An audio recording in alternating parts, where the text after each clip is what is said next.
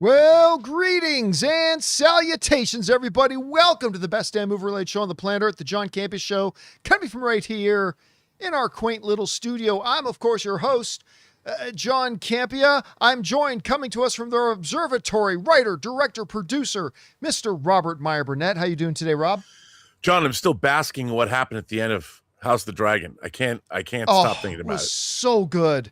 It was So good. so good. Also joining us, of course, is our technical director, Mr. Jonathan Voikos here. Jonathan, how you doing? Hello, everybody. I've got some weird Florida weather going on here in Burbank. It's sunny, humid, and raining, but all at the same time. Yeah. And of course, most importantly, guys, you guys are here. Thank you so much for being here, making our little show a part of your day. And here's how today's show's going to go. We're going to start off by talking about a few predetermined topics we got lined up for you guys. Then in the second part of the show is when I'm going to take your live comments and questions. If you have a thought, theory, opinion, question, or an issue you'd like me to address, go ahead and use the super chat feature and fire it on into our live chat. Two caveats. One, you got to be watching live in order to do that. But secondly, as long as it's a topic or a question that I deem appropriate to be addressed on the show, then we'll address it on the second part of the show. All right, guys, with that all down. Oh, just a quick side note. I got to say, thanks to a bunch of you guys in live chat who've been saying, oh, John, you got to check out a Screen X. I went out and had my first experience at a Screen X last night. We went to the Cinemark in Orange. Cinemark in Orange County. Mm-hmm. And we went to the Screen X to watch Spider-Man Brand New Day, my third screening of it. It was really good. I had a really good time. It was such a different kind of experience than I'm used to having. But again, thank you to all you guys who in the live chat who kept telling me I should go and check out a Screen X. I did it and had a really good time at it. Anyway, with that all down, guys, let's get things started here, shall we? And we are going to start off with this. You know, we've been talking a lot about God of War as the really unfortunate thing, because I'm very excited for God of War, mostly because the greatest showrunner in the history of television, Ronald D. Moore, is going to be running the show, which I'm very excited about. But then I got really excited when they announced that Ryan Hurst from Sons of Anarchy, Outsiders, and of course he's in The Odyssey right now, was going to be playing Kratos. I thought, because he's a tremendous actor, and I was really looking forward to it. Well, of course, then the very sad news came that he was going to have to drop out because he tore a bicep, and it was literally going to be probably about a year before he could get back to the place to do all the stuff for the role. So they decided they needed to recast. Well, in the shadow of all of that, God of War fans, this is from IGN, God of War fans agree Ryan Hurst's new Kratos pick looks much better than the Prime Video's previously widely ridiculed picture. Because you remember, they put out that one picture that was just a promotional piece. There's the one they put out that I thought looked fine. I mean, remember, it's just a still, he's leaning over, right, whatever. But that was just a promotional pic that they took. Yeah. Well, Ryan Hurst has now put out this picture. And I've got it on the side screen too, if you want to use it on the side. Yeah, I'll bring up the side screen here for it. That's I'm sorry. That's Kratos. I'm sorry. That is Kratos. And you know, one of the things when we were talking about how sad I was for Ryan with the injury and everything, one of the things I said was, I know that he literally spent like 6 months, because he's always been a very big guy. He's always been a very, very big guy. But I felt really bad for him because he spent 6 months like really refining his physique for it. And Ope, that was his character's name in Sons of Anarchy. He's a big dude. Like, he's not just, he's a tall, big, towering, intimidating dude. And I just look at this and I'm like, there's Kratos. There's Kratos. And, you know, it's funny because then I was reading a bunch of comments that viewers and people left. And some of them are saying like, man, they did themselves dirty by not releasing this picture instead of that other one they put out as a promotional piece. But here's the other thing too. I read a lot of people then writing after seeing this picture going, Amazon made a horrible mistake by not waiting for him. They're doing him dirty by not waiting for him. And listen, you guys know I am a world level fan of Ryan Hurst. I love Ryan Hurst, and I was so excited about him getting this role. But even this was the thing I was looking forward to the most with Ryan Hurst playing the role. Even I am like, dude, you can't wait a year for this guy to come back. You literally have 1,000 people working on this show. You can't ask everybody like for a year. Like if the second unit director fell down and broke his hip, do you just stop production for a year until his hip's better so he can get up and do his job again? No, I mean, it's the old adage, guys, but I mean, the show must go on. You next man up, as they would say in football. Like logistics would be a nightmare. The logistics would be a nightmare. And again, I say this as a massive fan of Ryan Hurst, who was desperate to see him play this role. And again, I mean, this picture, there it is. I'm like, it just makes me weep even more because first of all, if for those of you who haven't watched Outsiders, and not many of you have, and you shouldn't, it was a terrible show, but Ryan Hurst was amazing in it. For those of you who haven't seen Outsiders or seen Sons of Anarchy or whatever, I get it. You don't know what kind of acting chops he has. He's a great actor, and him playing Kratos would have been so good. Like, I'm totally happy if they do go with Dave Bautista in the interim. Totally happy if they go with Dave Bautista in the interim. We'll see if that actually works out or not. But oh my God, guys, I look at this picture and I was already sad that we're not getting Ryan Hurst playing Kratos. I'm like so sad we're not getting him playing Kratos now. Anyway, Rob, you had a chance to take a look at Ryan's image here. What did you think about it? Well, I just feel so bad for the guy. You know, I mean, getting an iconic role like this, if he was able to go through it all, and I mean, this show is going to be very, very, it's going to be watched. And if it's great, it's from Ron Moore. It's probably going to be a fan favorite. And I think about what could have been. I just hope that there's some kind of an insurance payout or something that it made it worth his while, because look at when you get in that kind of shape, John, that's months worth of work. He didn't go unpaid. No way. Oh no, he 100% he got paid. 100% he got paid. 100%. I just hope. I just feel bad for him because, you know, I bet it's just, you know, when you lose something like this, and that's what I was thinking about. But hopefully, you know, the show that gets made, the show that we're going to get, still going to be great. And I wish him a speedy recovery. And I hope there's a lot of great things in store for him in the future. I'm sure Ron Moore will not forget his sacrifice and what happened. No way. And he'll make sure that something will come of it. We to that point, Rob, like all three of us understand how this industry works and have gotten jobs because of our work and experience with other sets or other productions, what have you.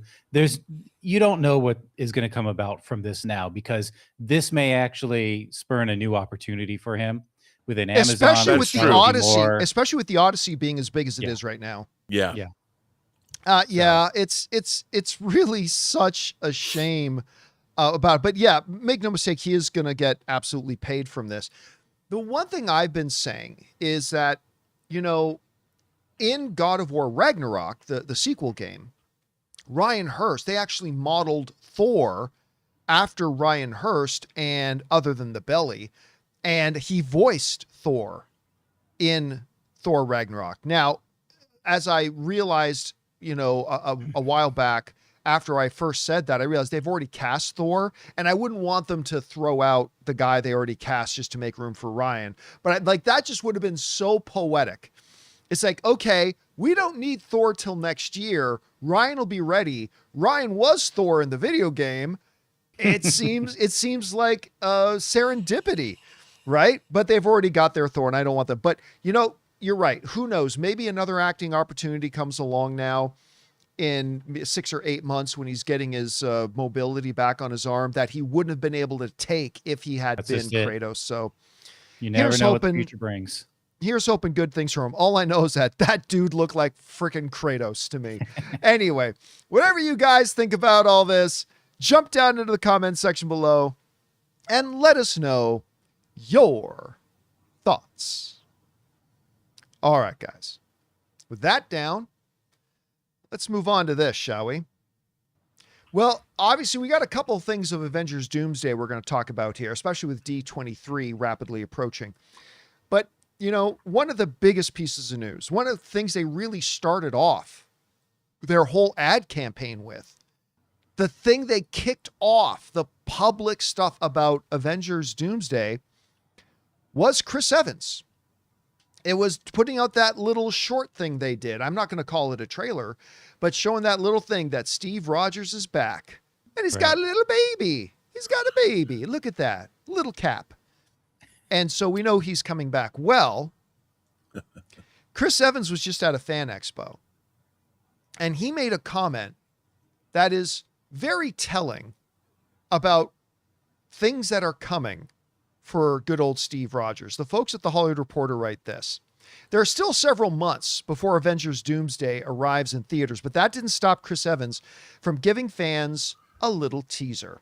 During a recent Q&A at Fan Expo Boston over the weekend, because he's a Boston kid, the actor who reprises his role as Steve Rogers / Captain America in the upcoming Marvel blockbuster said that his character storyline is, quote unquote, brutal. The Russos love beating up Steve Rogers, Evans said of the Russo brothers who are helming Doomsday. Their favorite thing to do is just beat the crap out of him. To them, that's what makes him a hero. And that's someone who gets punched so many times, but still gets up. So they keep finding new ways to kick his butt. And this one was brutal. Now, there is a segment of you guys out there who have read the documents going around, kind of laying out and spoiling and letting out the plot line of Avengers Doomsday. So there's a bunch of you who know it, and a bunch of you who don't. But I mean, I read that and I thought Chris might be giving a little too much away.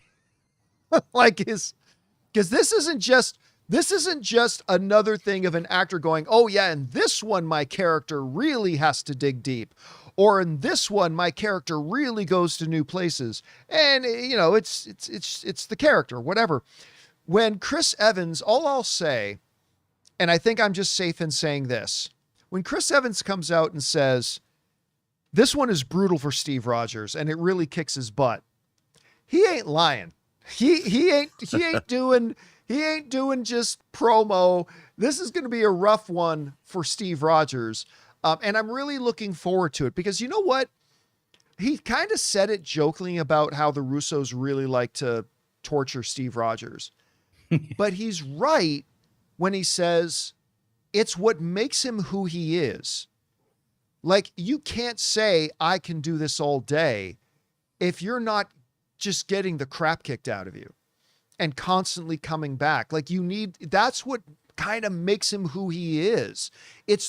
I would say the thing that makes him my favorite character in the MCU, like my overall comic book character is, Magneto, but in the MCU specifically on screen, I think the element about him that makes him my favorite character is no other character embodies resiliency like Steve's. Sure. He just constantly endures and then rises up anyway, and then endures more and rises up anyway, and endures more and rises up anyway. And that's the thing that I really like about him. And I think that is also going to be something that really gets highlighted a lot in Avengers Doomsday. Anyway, Rob, you read the quote. You saw what Evans had to say. I mean, really, in reality, he didn't really reveal all that much in saying what he did. We, of course, know what he means by it, but I mean, what did you think about his comments, and what did you think about specifically his comments about how the Russos kind of approach Steve Rogers? What did you think about it? Well, I like that because, if you have a hero, you have to test his mettle. And how do you test a mettle? Test a hero's mettle by throwing them into situations that they can barely get out of. And since they came on board at the MCU, they did 2 Captain America movies where they really put him through the ringer. Mm-hmm. I mean, in Civil War, I still love the battle between Cap and Tony Stark at the end of that movie. Oh, it's so good. It's so good. And it's like they said in like you put it, that they really put him through the ringer in this one. And And they're probably going to even go harder on him in Secret Wars. And I'm there for it, dude. I mean, and you know, that's the whole thing. I mean, Captain America is a character that stands up for idealism in the face of horror. I mean, the guy threw himself on a hand grenade before he was a super soldier. He was willing to sacrifice his life for his platoon even before he'd graduated as a full-fledged soldier. Mm-hmm. And that's what we want from our heroes. And if it was easy for them, what good would they be? And clearly, I mean, they don't really go in with this, but how hard must it have been from the end of Civil War to Infinity War when he revealed himself? I mean, he was basically out on the run by himself, having to stay hidden. Steve Rogers he embodies all the heroism of all the characters in the MCU. But it goes, I think here's the problem the MCU has. And I predicted after Endgame, I predicted this would be a challenge for them and it would be a problem. But I think it's manifested even more than I thought. And here's the problem. He doesn't just manifest like a lot of the best qualities of characters in the MCU. He is the manifestation of the MCU to me. Like I just, when Endgame ended, I remember I did this Thoughts on Walks editorial where I said, it's going to be a real challenge for Marvel moving forward. And this is, again, this is like 8 years ago. This is going to be a challenge for Marvel moving forward because Steve in particular, but Steve and Tony, they are the heart and the soul and the faces of this cinematic universe. And when we lose them now, it's going to be a very big challenge for them to replace them as those who are going to kind of represent the identity of the MCU. And they were never able to do it. Like in the past 7 years, 8 years, they have not been able to do it. I think maybe they had designs for T'Challa, maybe filling in one of those roles, and Chadwick Boseman might have been able to do that. But of course, tragically, we'll never be able to find out. And I just don't know. Like, the problem with bringing Chris Evans and Steve back is I don't know if you can let him go again. That's the problem of bringing him back is that I don't know that you can let him go again after that because he is the MCU. You know, he's Cap. And it's it's going to be tough. But anyway, I'm just excited to see hopefully a really great movie and then another one after that with Secret Wars. Me too. And then we'll see where we'll go. Anyway, guys, the question is for you. What do you think about this? We've just had, of course, Chris Evans, Steve Rogers say, oh yeah, this one is brutal. This is going to be brutal for Steve Rogers in Doomsday. And it really is. But then also, what do you think about the things he said about how the Russos kind of approach Steve Rogers? I actually thought that was kind of profound. I think he meant it as funny, but I thought it was kind of profound. Anyway, whatever you guys think, jump down into the comments section below and let us know your thoughts. All right, guys. With that down, let's move on to this, shall we? Now, for this one, I have to let you guys know that we're going to have to, at least for the moment, put this one into the files of the rumor mill. Because I have not yet, maybe by the end of the day, maybe even by the end of the show, this will be different. But for right now, I haven't been able to find any official arm confirming this, but a lot of people are saying it. So let's at least address it with that, understanding that for now, it's going to be under the rumor mill. Reports are coming out right now that Avengers Doomsday tickets for all formats are going to go on sale worldwide this Friday. Now, as many of you guys know, it was weeks ago that they put on tickets, but only in a limited number of theaters, the ones that qualify as the dumbest thing Marvel's ever done. Infinity Vision screens. Guys, there's no such thing as an Infinity Vision screen. It's just a made-up thing they did to do a coverall for other large premium format screens that aren't IMAX. That's it. They don't have the IMAX screens, so they made up some nonsense thing like, it's Infinity Vision. Anyway, so what you're talking about is AMC XL screens. You're talking Regal 4DX screens. You're talking about Cinemark. I can't remember what the name of Cinemark's large screen format is.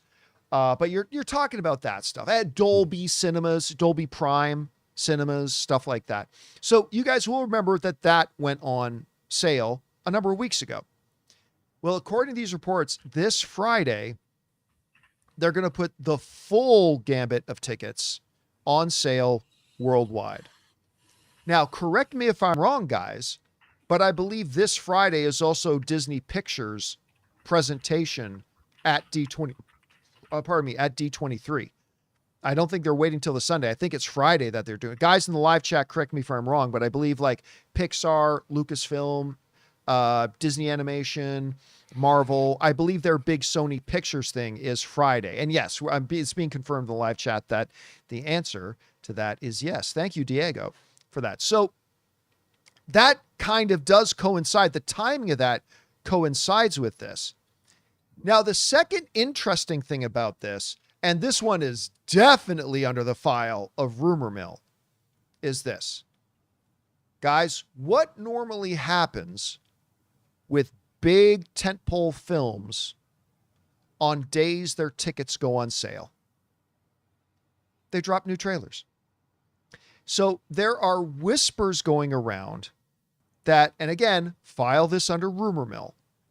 There are whispers going around right now that the general gist of this is that on Friday, during that D23 presentation that Marvel will do, that they, number one, announce tickets are on sale.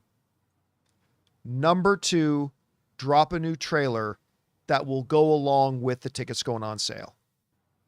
I sent out one or two emails. I only had time. I didn't have any time, but I sent out one or two emails today. I have not been able to independently confirm that any of that is true, just to be clear. But it does make sense and it does line up. So we'll see if that's actually what happens here. Like, I do believe they'll probably put the wider reach of tickets going on sale. But whether or not they drop the trailer. Now, if they drop the trailer, and now we're doing that silly game of building ifs on top of ifs on top of ifs. If the tickets go on sale, they might release a trailer. And if they release a trailer, then the question becomes, will it be the trailer they showed at San Diego Comic-Con? Or would it be a new one? I would certainly hope it's the one they showed at San Diego Comic-Con, because the one at San Diego Comic-Con was balls. It was so good. It was so much better than the one they've already released. Like, it was absolutely fantastic, and I think it would bring the house down. So, I don't know. There's a lot of is here. It's definitely under the rumor mill. But I think what they want to do here, if the tickets do go on sale, I think what they want to do here is really, their strategy becomes obvious that they want to capture again the biggest opening weekend box office record. If they're putting all the tickets on sales right now, that means they are going full blast in trying to make sure that that opening weekend, where they don't have any IMAX screens, might end up being the biggest opening weekend of all time. Of course, there's a little film called Dune that might get in its way a little bit, Dune 3, but it seems like that's what they might be trying here. So anyway, Rob, there's a couple of questions here floating. They are, number one, do you think they are putting the tickets on sale this Friday, as everybody around the web seems to be saying they are? And if so, is that a good idea at this point, or should they hold off on it? And then if that's true, could you see them dropping a trailer to go along with the tickets going on sale? And then if they do that, you see the dominoes falling here. Is it the one they showed at San Diego Comic-Con, or would it be something completely different? How do you see this flow of logic playing out, sir? Well, sir, look, if they dropped ticket sales on Friday, they could be looking at those ticket sales throughout the duration of D23. And what better way to get people excited than to see how many tickets are sold? Yeah. So I can see that it would be one of the buzzes of D23. And it makes a lot of sense to me, especially because it helps Avengers Endgame Encore and maybe interest in Vision Quest. It really it also is piggybacking off the tremendous success of Spider-Man Brand New Day. So that makes sense to me that they're going to do that. And it would also make sense that they would release a new trailer because, again, same thing. New trailer, new scenes to get people at D23 all fired up. They show it at D23 in the big auditorium. I think it's a smart move. I don't know if it's actually going to happen. But if it did happen, makes perfect sense to me because it's celebrating, Disney. The end, they've had quite a good year. Obviously, Toy Story 5, another $1 billion grosser, and it'll make everybody forget Moana. And then it leads into Mandalorian and Grogu. And it leads into the D23 celebrates Disney. It's for Disney fans, and it's leading up to the end of the year. And I think that makes a whole lot of sense. And if they, by the way, the other question you asked is if they do release this trailer, I do think it is the trailer that they showed at Comic-Con. That makes sense. They might have changed it in some way, but everybody seemed to really respond to that trailer. And I think that that's something that would get the adrenaline pumping. And it's also another way it wouldn't surprise me if at the end of the trailer, they remind everybody that Avengers Endgame Encore is coming or something, or, yeah, it's all going to be, I think as far as marketing goes, it works really, really well. So it wouldn't surprise me. It just pisses me off because then I have to figure out where I'm going to go see it. By the way, where am I going to buy my tickets? Oh, you haven't gotten your Doomsday for the large format yet? No. Oh, I've already got several sets of mine. So, all right. So this brings up something really interesting because I said a little bit earlier that, maybe traditionally it's a little early to be putting, the full gambit of tickets on sale and dropping yet another trailer. But one of our viewers, Cash, I brought up his comment a minute ago. One of our viewers brought up a really good point is that you don't want to push Doomsday too much prior to Spider-Man opening because you want to keep a good amount of attention on Spider-Man. But now Spider-Man's been out for a couple of weeks, and you do want to ride that momentum of Spider-Man. With Spider-Man being in theaters right now and breaking all kinds of records, and audiences are absolutely loving it, you might want to slap your surfboard in the water and ride that wave. Mm-hmm. I mean, it might be time to get on that wave and start riding This is massive goodwill. Yes. So you got to take advantage of that. Yeah, 100%. So, guys, the question is for you. What do you think about this? There's a lot of reports going around right now saying that they're going to be putting the wide gambit of tickets, like not just those premium screens, but they're going to be putting all movie theater screens, tickets on sale this Friday. I have not been able to independently confirm that, so it may be true, may not be true. Then the rumor goes they may be attaching a new trailer to it, which would theoretically make sense because that's traditionally what these big tentpole movies do when they put their tickets on sale. I don't know. What do you see happening here? Whatever you guys think, jump down into the comment section below and let us know your thoughts. All right, guys. With that down, we've got a few more things to talk about here, including David Ellison has just shown his completely yellow spine and has decided to try blackmail as an approach to get what he wants, like the sniveling little spoiled brat that he is. We're going to discuss that in some great detail. Also, we're going to play ourselves a game of what's more likely. But before we do that, we're going to take a quick second here and thank the sponsor of today's episode of the John Campea Show, our friends at Ultra Pouches.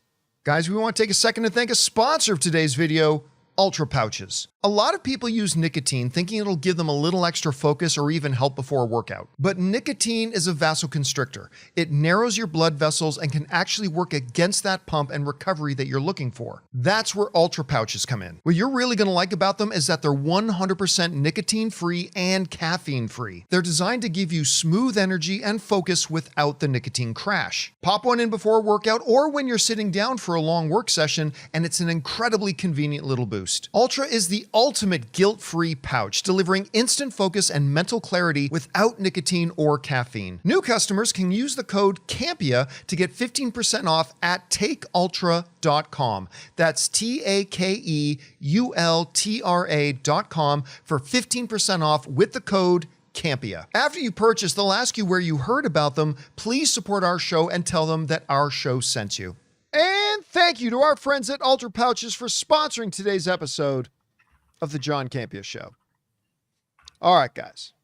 With that down, we thought we would take a little time here today to play ourselves a game of What's More Likely. The way What's More Likely works is really simple. I jumped on the YouTube community tab a little bit earlier today, and I asked you guys to send in some scenarios of what's more likely. Tons of you guys sent in a whole bunch. We've gathered up a few of them. Jonathan's got them gathered in front of him right now. So, Jonathan, what do we got up first? Well, first up, we're going to hear from Lil Goozy. Rob, what's more likely in this scenario? Destin directs Shang-Chi 2 or Spider-Man Brand New Day sequel first? You know what? I think I'm going to go with the Shang-Chi 2 sequel first, only because I think there's been a Shang-Chi 2 script or a story probably in the works for a long time.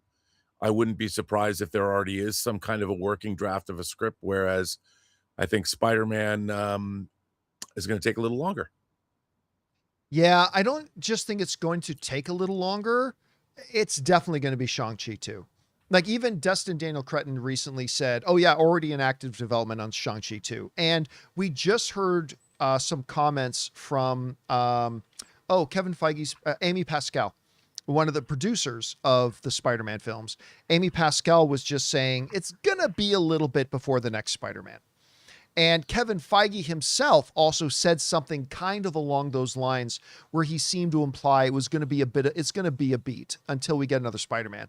I mean, I hope we don't have to wait too long to get another Spider-Man, but when both of the lead producers say, yeah, it's going to be a minute till we get another Spider-Man. And then Destin's already said, oh yeah, we've already been in development of the new Shang-Chi, and Simu Liu's saying, you're going to be seeing Shang-Chi sooner than you think. Look, I don't think necessarily we're going to get Shang-Chi in 2027, but yeah, I think it's a pretty absolute that we're going to get Shang-Chi 2 before we get the next Spider-Man movie. All right, Jonathan, what we got next?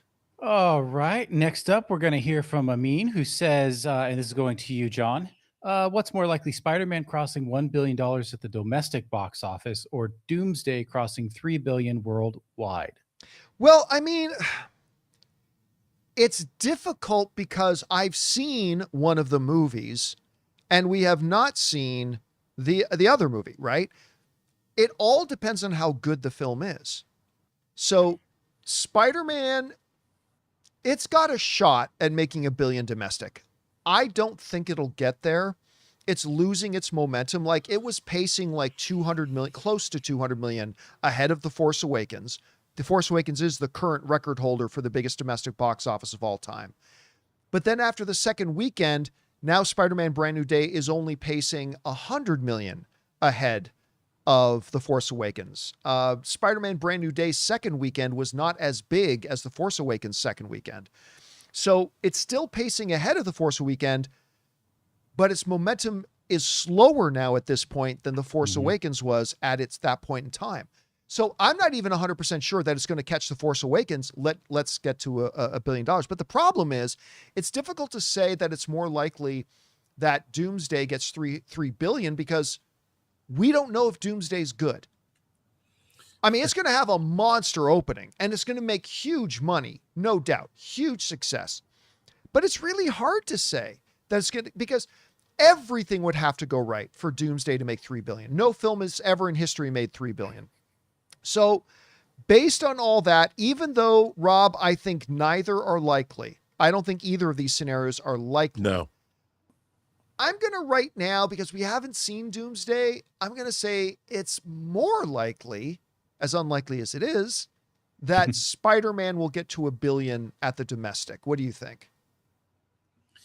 You know, we've often talked how nothing would ever touch Force Awakens in terms of... It's a record I never thought could be beat. No, And you're now it looking at can. $900 million. 30 something. Yeah. And it just, I look at the day, like yesterday, I know it was a Sunday, but we're still in the middle of summer.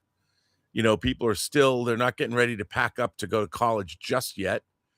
And some elementary schools and junior highs and high schools start in August, but there's at least another probably week. You're looking at $45 million days, even during the week. And we're only 300 something million away from $1 billion. So I'm going with you. I don't necessarily think it's going to happen, but if there's a movie that can dethrone Force Awakens and get to $1 billion, right now it's Spider-Man Brand New Day. Yeah, So I I'm like the way you gonna put say- that. I think if any film ever had a shot of doing it, this is the one. This is the one that has the shot of doing it. And Yeah. I don't think either is likely, but if No. anyone's going to do it, it might be this one. And the So- thing I have to say too, that the one thing about Doomsday, and look, I think you and I are both really excited to see Doomsday, yeah. but Doomsday is a monumental bummer. I mean, it doesn't. Well, no, don't give anything away to the audience who doesn't know anything. I'm not. But it's called Doomsday, and Spider-Man: Brand New Day is a happy in a way. It's a buoyant smile on your face. The new really beginning. Emotional. It's got It's a an new Aunt day. May scene. It's a brand new day. It's a new day. It's a new dawn. But I mean, Anyway. All right, Jonathan, what do we got up next? All right, Rob, this is going to go to you first. It's from JTT. What's more likely, Christopher Nolan winning Best Director again, or Denis Villeneuve winning for the first time? God, that's a tough one, dude. I'm going to bet on Denis because the vote is not going to be just for Dune 3. It's going to be for all three of these movies. And I think, if nothing else, it's his vision. First of all, I think Dune 3 is going to be the best of the three films. I agree. I really do. And I think that his accomplishment in terms of verisimilitude, in terms of telling the story, in terms of the imagery, the man deserves it. If anyone deserves a Best Director award, not since Peter Jackson's 3 Lord of the Rings films, Denis Villeneuve deserves special recognition for these Dune movies because we have never seen anything like them. And I think it's going to be Denis. And that's not to take away from, it's not going to take away from Christopher Nolan and the Odyssey, but I think it's Denis' year.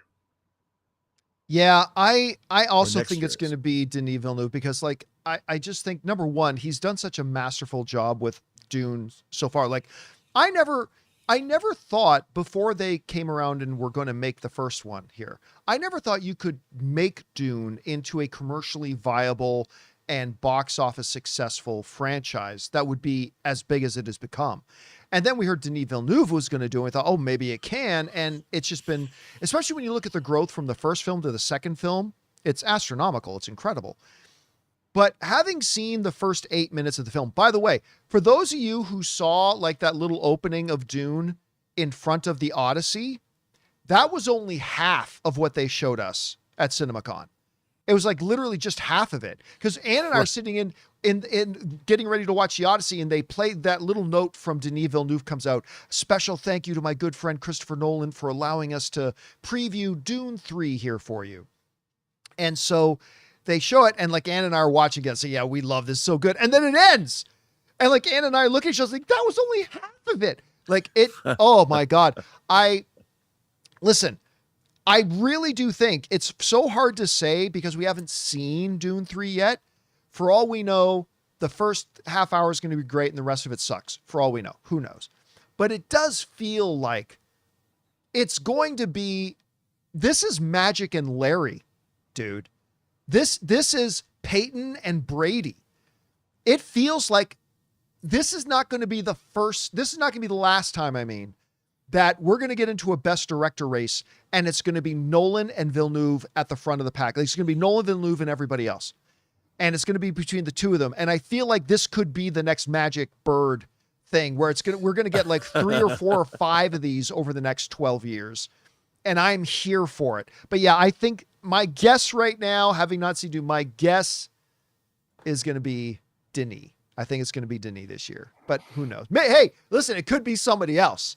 It could be a third or fourth person coming out of nowhere to do it. So we'll see. All right, So Jonathan. It's the theatrical winning time is what you're saying. Yes, that's exactly what it is for everybody. Everybody's winning. Yeah. All right, what's next? All right, John. This is going to you, I believe. This is coming from Rich Reviews. What's more likely to happen first, Harry Potter and the Cursed Child or Harry Potter, the Middle Years films? You know, my first experience with Harry Potter and the Cursed Child, which I never read, but my first experience with it was my wife, who is a major Potterhead, reading it and really not liking it. Like, she's like, eh. On that basis and that basis alone, if they ever did another Harry Potter movie about Harry, the latter years, I'm not talking like 30 years later. I'm talking like 10 years later, whatever. If they ever were going to do another Harry Potter movie and it was between something like Harry Potter 10 years later or Harry Potter and the Cursed Child, only because of my experience with my wife hating it, I'm going to say something other than Harry Potter and the Cursed Child. Rob, what about you? I'm going to have to go with you. I mean, to be honest, I've never seen Harry Potter and the Cursed Child. I've never read it. I know what it's about. And I just read that Draco Malfoy is still on stage. Yeah, he reprised his role. Yeah, Tom Felton is on stage reprising his role as Draco. Yeah, how great is that? I just read that, and he's like extended his role or something. And good for him. I know, that's what I was like. Okay, so I think I'm going to go with you on this one. But I am, to be honest, I'll admit something to you right now. What's that? I do not know much about the Harry Potter franchise. I think there's a lot of guys who don't. I've seen the movies, but I was too old to be. I read Harry Potter and the Philosopher's Stone when it was new. But I keep looking at these box sets, these 4K box sets of the Harry Potter movies on disc, and I feel a need not for speed, but to really delve into the franchise in before the new series starts. Before the new series comes out. So I'll be able to compare and contrast and really understand, because I watched them, but it just wasn't my bailiwick. I mean, you could just watch it on HBO Max, but yeah. I feel I need to commit and buy. I am also not a Potterhead by any stretch, but I really appreciate the movies. I do quite enjoy them. I like them a lot. Yeah, so, I mean, I like The Prisoner of Azkaban quite a bit. You know, it's funny. Most people I know say Prisoner of Azkaban is their favorite. I think that's my least favorite of the Potter movies.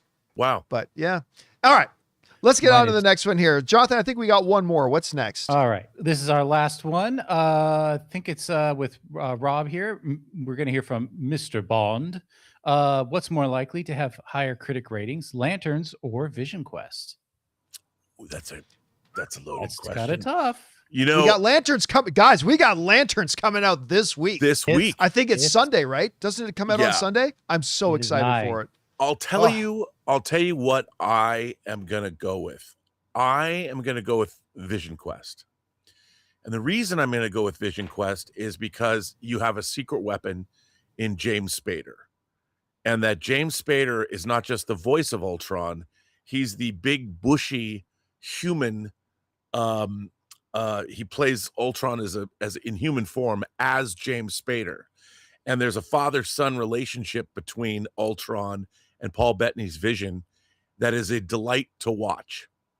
And from a critic, not that I would know, but there's a critical. I think that acting, when it comes to acting, that relationship is going to be something that really TV critics and professional critics are going to be taken with. Now, I don't know, maybe that's the same thing as true, but it seems to me that Lanterns is going to be more super heroic, whereas Vision Quest is more unique. So I'm going with Vision Quest.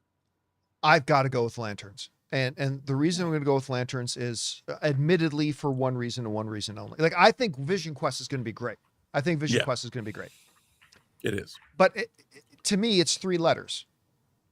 HBO.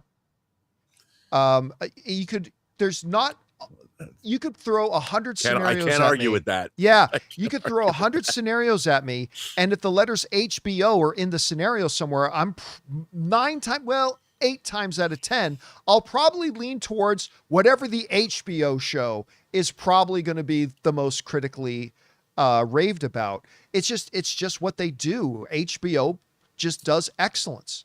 That's it. That's their business. And like Wolverine, they're the best at what they do. They are the gold standard of creating and they have been for decades now, of the highest quality stuff. Does that mean Vision Quest does not have a chance at being the more highly critically rated thing? Of course it does, right?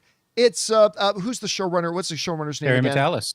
Terry Matalas is doing it. Look at the job he did with Picard season 3. He took a show that was struggling with the fans and then brought out a season 3 of it. He came in, took over for season 3 and turned a show that was really struggling with fans into a show that the fans loved.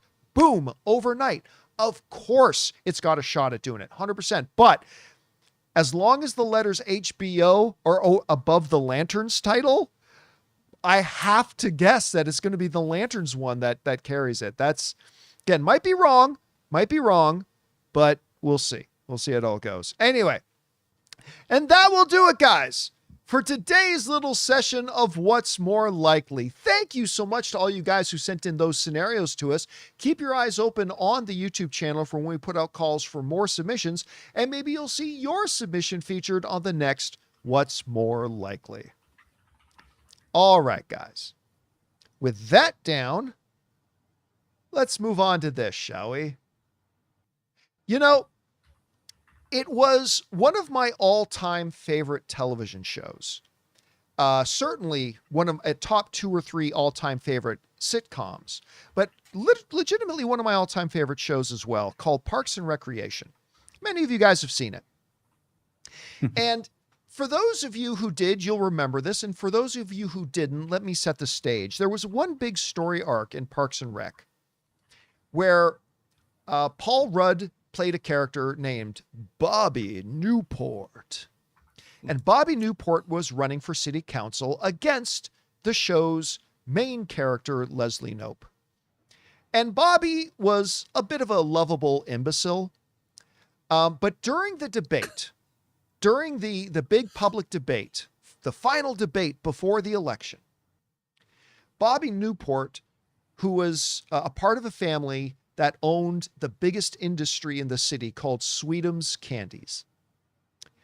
And Bobby Newport dropped this during the debate. He said, you know, my dad says that if I don't win the election, he might have to move Sweetums out of Pawnee. Pawnee is the name of the town that the Parks and Rec is suited in.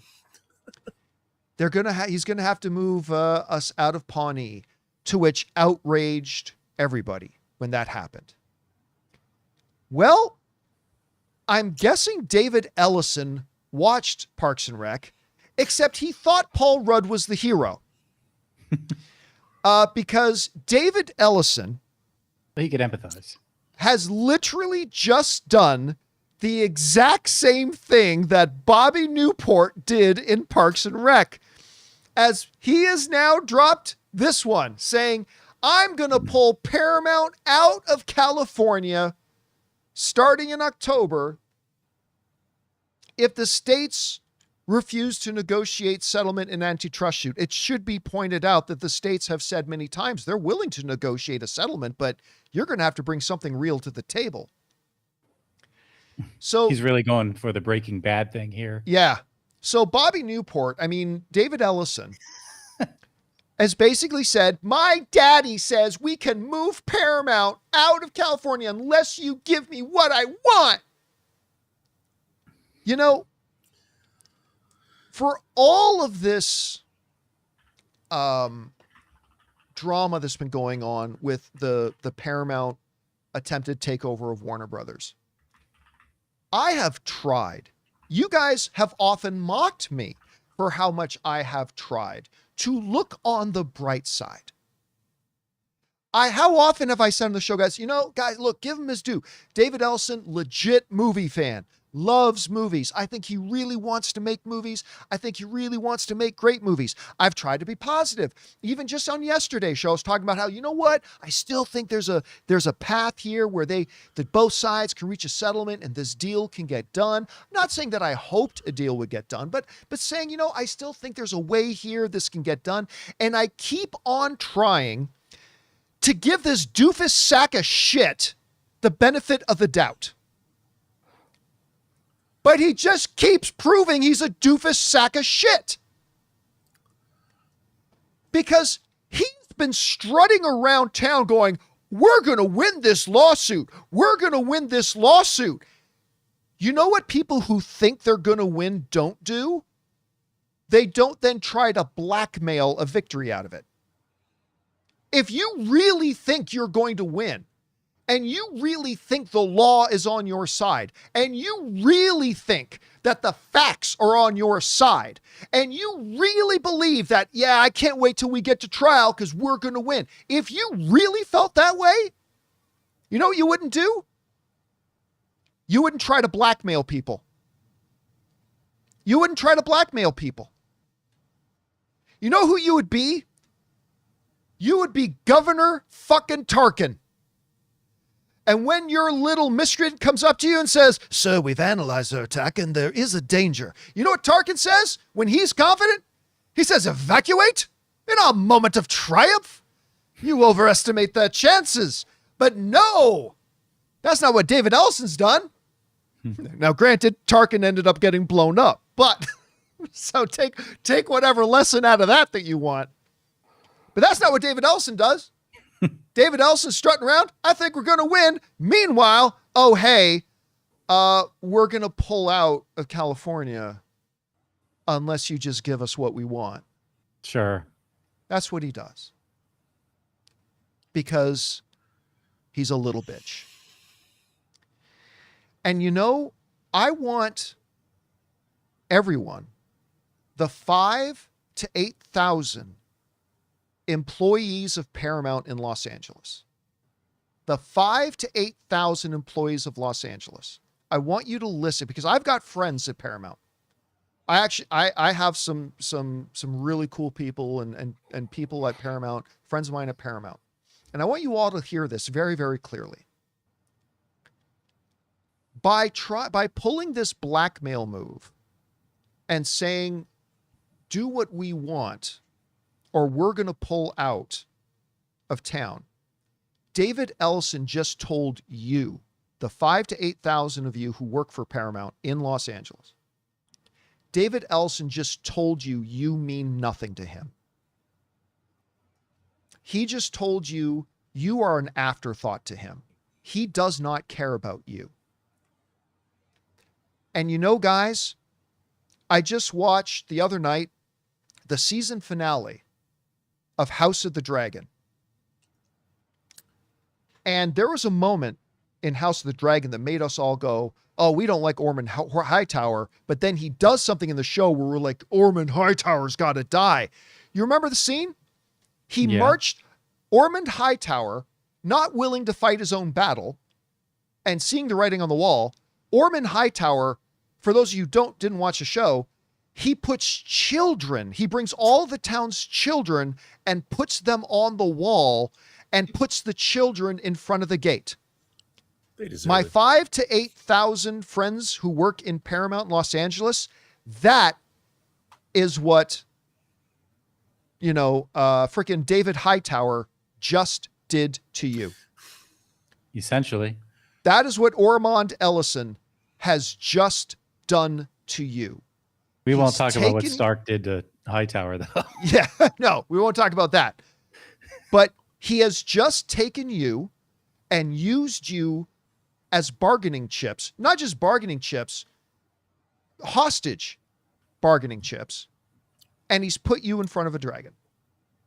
And whichever way this goes, however this works itself out, I need all 5,000 to 8,000 of you to remember this moment when David Ellison rolled up the sleeves and showed the big yellow stripe tattoo that he has that starts in his arm and goes all the way down his little pussy ass.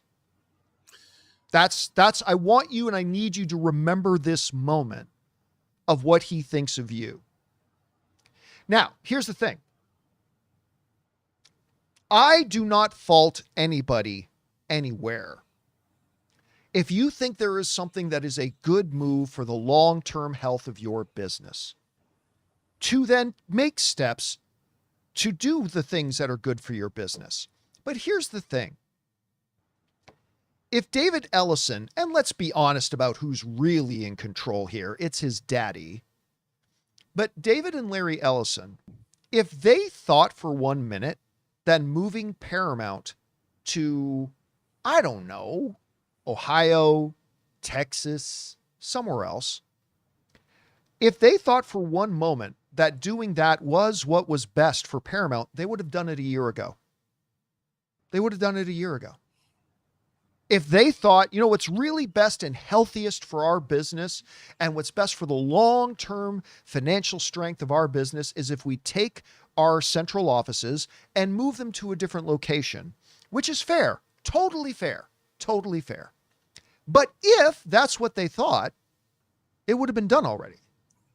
They wouldn't sit around wasting money for a year. It would have been done. But they haven't done that.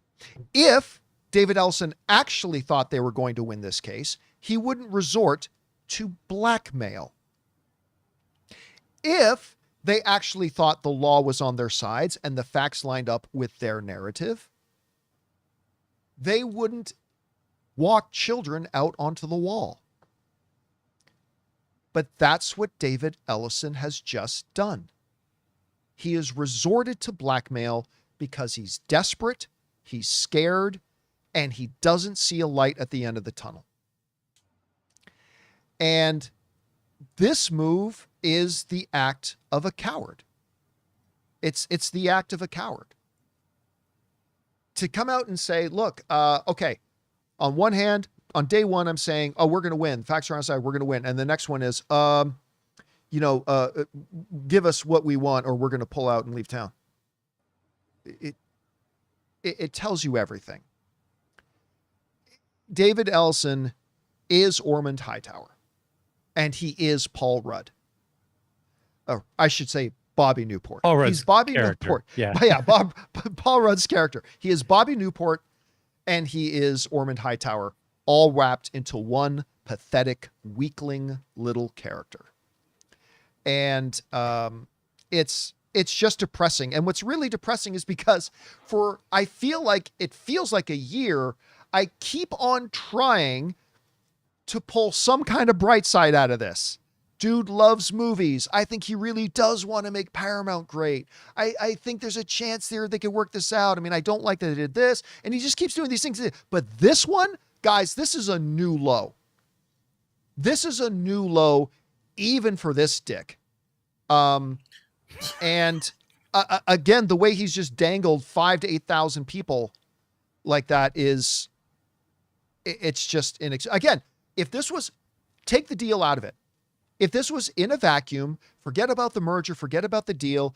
If David Ellison just came out one day and said, listen, guys, we've been doing the numbers, we've been running the sheets, and it really does look like we will be in a stronger place if we move our operations from one place to another. It's not about it's just in general. I would be sad about it, but I would understand. But this is just bullshit. Anyway, I've ranted on about this long enough. Rob, you saw this, the headline here about him basically saying that they're going to up and move unless he gets what he wants out of this trial. I don't know. What's your takeaway from it? Well, I mean, this whole trial is about whether or not this merger is going to be good or bad for the industry, for business, for workers.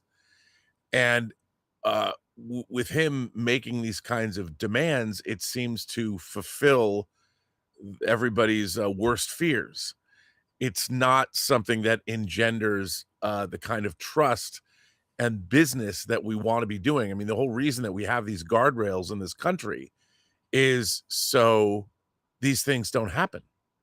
And what we want done is we want a healthy, vibrant, I mean, rightly or wrongly, production has fled the state where production originated. I mean, you could say, yes, there's production in New York, there was production in Chicago, but Hollywood is California, and the industry is ailing. And do we want this to turn into the Detroit of the motion picture business? I don't think that we do. And so what we want to see is we want to see California's economy healthy and vibrant. And I think what is happening here is, look, I'm not a fan of these kinds of big mergers. I think it's going to be ultimately bad for the business. This kind of consolidation, it's already consolidated enough. I don't think that Disney's acquisition of 20th Century Studios has really borne any kind of great fruit that has diversified the industry. Even though I would say that 20th Century Studios president Steve Asbell is doing a heck of a job, but I'd like to see more. And I think that's the fear here, is that this merger is more about the consolidation of the power of the Ellison family than it is about the vibrancy of the motion picture industry. And this kind of behavior does not do anything to engender trust, I think, with the workforce or the state or the industry itself. So I think there's better ways to go about doing this. But I understand, because they're going to drastic measures. I wouldn't want to lose billions of dollars to a breakup fee either. It's going to be the biggest breakup fee ever in the history of the United States. $7 billion. Cool. I mean, that is huge money. Yeah, but who does he have to blame for that? Himself. Yeah. He put himself in this situation. He put this entire endeavor from the beginning was destructive and fruitless. It has cost billions of dollars, added debt. This is an emotional reaction for something in a moment that needs logic. There's no possible way to move Paramount at this point with the debt they have, with what they're trying to undertake with taking over Warner Brothers. It is illogical. It will not happen, not right now, and not in enough time before Zaslav has the ability to say, oh, here's my axe, and I'll take $7 billion, please. So it's ridiculous. It's a ridiculous threat. So here's what it comes down to, all right? The real underlying basis of this whole thing is Chapter 7 of the Clayton Act. It's the law. Within that law, there are certain thresholds stated that if such and such happens and it crosses these thresholds, it is, by the legal definition of the act, a monopoly or threatens monopoly. It's the law. It's there. It's in the statute. The only question is, does the Paramount's proposed merger with Warner Brothers cross those defined thresholds within the statute? And if it does, well, then it's breaking the law. And if it's not, then it's not breaking the law. When the states brought their motion for a temporary restraining order, the judge looked at it and in their ruling wrote in their opinion, it looks like there is a likelihood that the states are going to prove that this does exceed those thresholds. It's not about they're out to get me.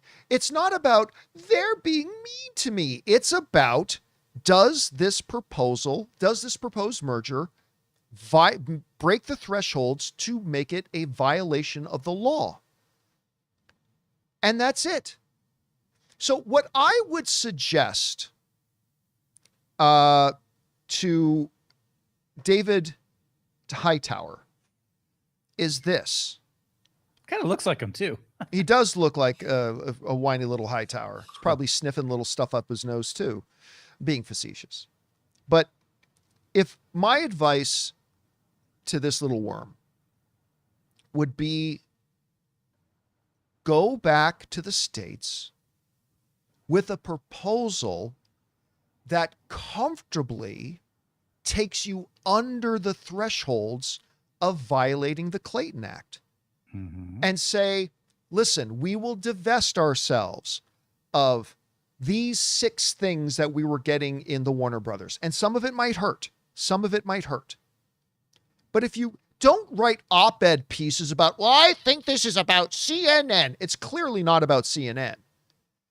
Well, don't you know that Adam Aaron is on our side? Nobody gives a fuck that the law doesn't care that Adam Aaron of AMC is on your side. Instead of doing that, why don't you become a grown-up, act like a serious person, get together in your war room, and figure out what can we survive by cutting out of this deal that will satisfy the Clayton Act and that the state's attorneys general will be okay with. Why don't you get serious and do that instead of penning little op-ed pieces like a little bitch and actually do the work of an executive and come up with something that will keep you on the right side of the law? Because as long as this proposed deal is going to exceed the thresholds in the law, then they're not going to back down. And they shouldn't back down. So maybe do that instead of marching people and marching kids onto a wall. Maybe doing that instead of holding the jobs of 5,000 to 8,000 people as hostage. Maybe do that instead of acting like a dick. Anyway, guys, question is for you. What do you think about this sniveling little worm and this little attempt at blackmail? Yeah, I don't know. Whatever. Did I leave anything out? Whatever you guys think about it, jump down into the comment section below and let us know your thoughts. All right, guys. With that down, it's time for us to move on to the most important part of our show, which is, of course, taking your live comments and questions. But before we do that, we're going to bid good afternoon to writer, director, producer Robert Meyer Burnett. Robert, great job as always. Thank you so much for being here. I had a great time, John, and I'm so looking forward to finding out about these Doomsday tickets Friday. And hopefully they drop that trailer too. Also, of course, good afternoon to our technical producer, Jonathan Voico. Thank you, Jonathan. We'll talk to you tomorrow. All right. We'll see you guys later. All right, guys. With that all down, we're now going to move over to your live comments and questions. Now, some of you have already noticed that the super chats aren't open. They were open, but you guys filled them up all pretty fast, which I'm, of course, grateful for. And I had to turn them off a while ago. But we do have a lot of them in here, so let's not waste any time and get over to it here, shall we? We're going to start off here with, who are we starting off with? I think we're starting with Frame by Frame. Frame by Frame writes, seriously, it's an underhanded move by Ellison to PM strong arm the states to do what he wants. If he had a case that this wasn't a violation of the Clayton Act, he would fight this out. That's great minds. That's exactly what I'm saying. You've been peacocking around, beckoing that, oh, we're going to win. We're going to win this case. Can't wait to win. And then you're like, oh, you better don't let this go to trial or we're going to move our stuff out of California. Like those aren't the actions of somebody who actually thinks they're going to win. Those aren't the actions of somebody who thinks they're actually on the right side of the law. Those aren't the actions of somebody who believes the facts will speak to their case. These are the actions of somebody who knows they're going to lose. Now, I have no crystal ball. I don't know that Paramount's going to lose. I don't. But I'll tell you who seems to think they're going to lose.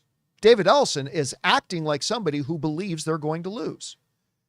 So instead of pulling out the inner Tarkin, he's acting like a little bitch, a little Bobby Newport. All right.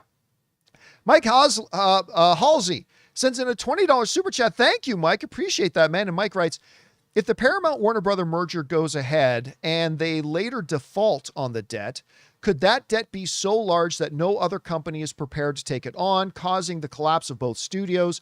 And what would be the consequences? Well, okay. This is getting into a lot of ifs and theoreticals. But okay, let's play it out for a second. If the deal gets done either by way of court order or by way of compromise and a settlement or whatever, even in Paramount's best case scenario, they will then be a company with, from the last numbers that I read, $111 billion in debt. That will accrue over $5 billion of additional debt every year in interest. And just for shits and giggles, let me do a little bit of math here. So 5 billion, that's 5 million. 5 billion divided by 365. So at that number, if everything goes through, Paramount will be paying $13,698,000 a day in interest. a little over $13.5 million in interest a day. Okay. So let's say everything goes well, they reach a settlement, they win in court, whatever, and the deal goes through, and now they have their company and $111 billion in debt.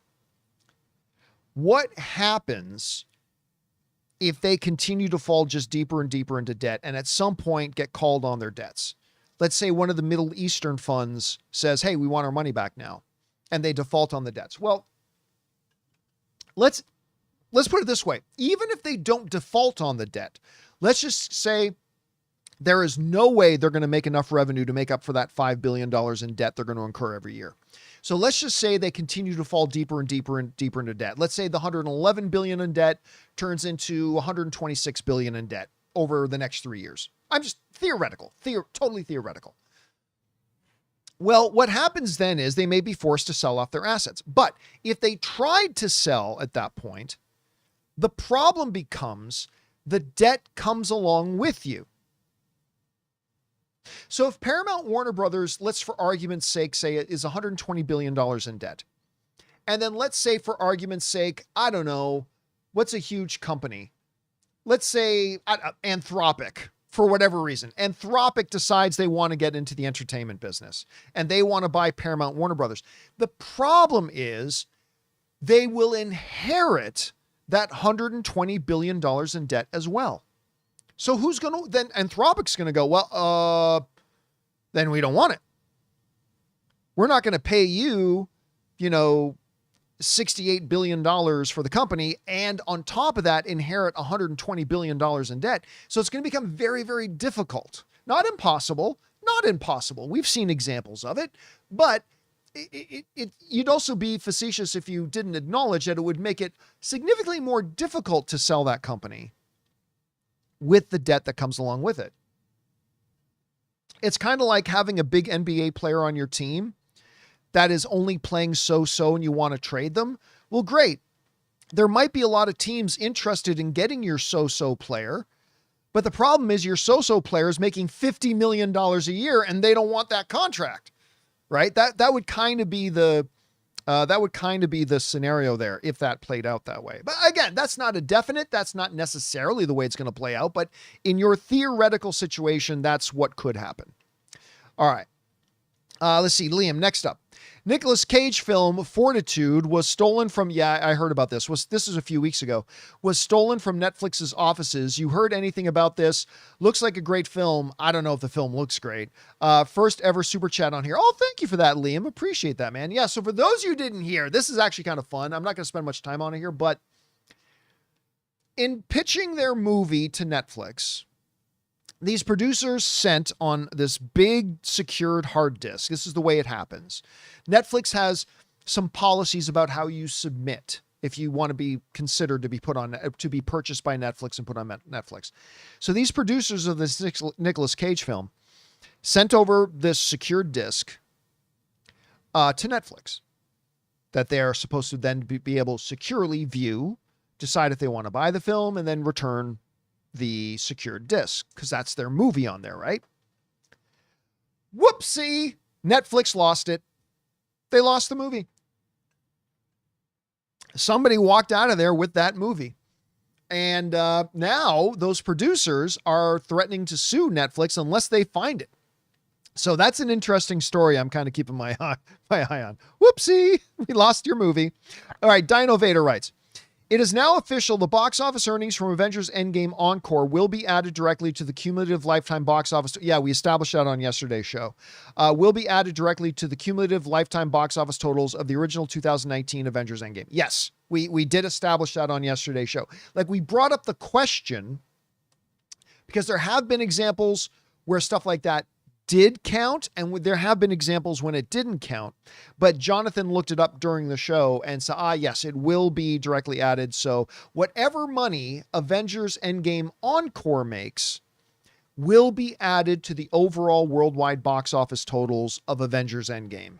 And we may be seeing Avengers Endgame. It's going to make a lot for a re-release, but it is possible that Avengers Endgame could leapfrog over Avatar to become the highest grossing film of all time, depending on how many people go out to see the Encore re-release. All right. Next up, Gopala writes, do you think Tom Holland is the lead in Secret Wars? No. No, I do not.